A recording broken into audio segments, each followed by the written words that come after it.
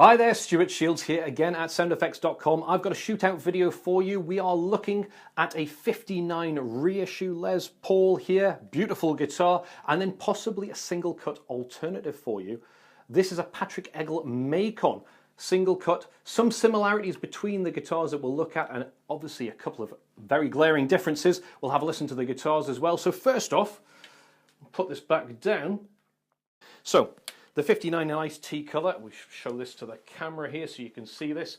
This is a 2006 R9. Now there's lots of debates about the best year for Les Pauls. There's a couple of things that were brought in 2006 for the historics, like the VOS finishing, which I'm actually quite glad this doesn't have. This has still got the beautiful gloss on as well.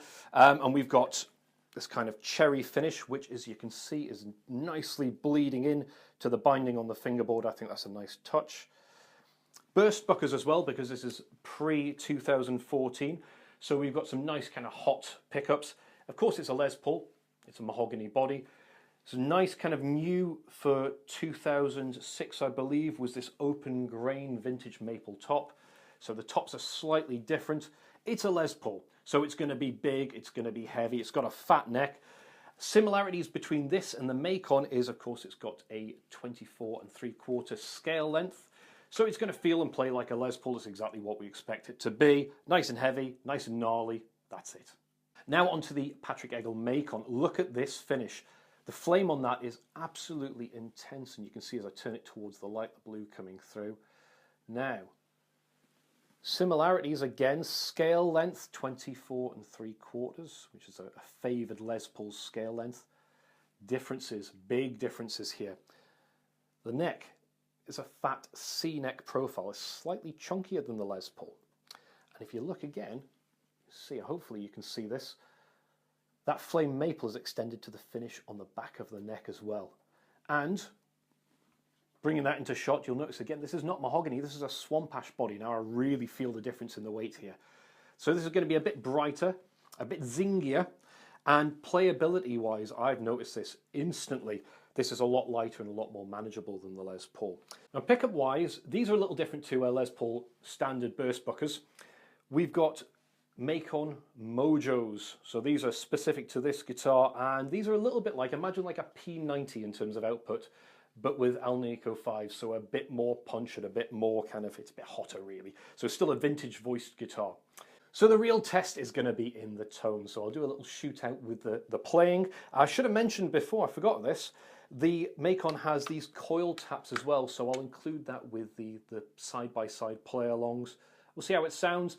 Do clean, a little bit of dirty as well with some lead stuff. I should mention as well that I'm running straight into a Marshall Origin. We've got a little compression, a bit of drive, basically a boost, nothing too heavy, and a little bit of reverb as well for good measure.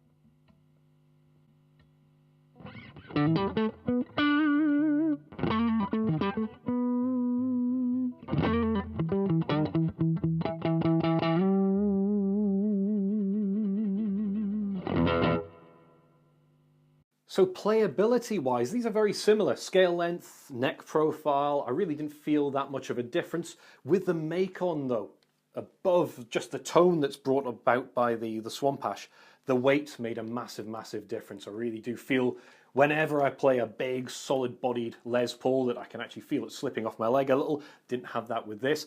Also from a playability point of view, I didn't notice this the first time I picked the Macon up.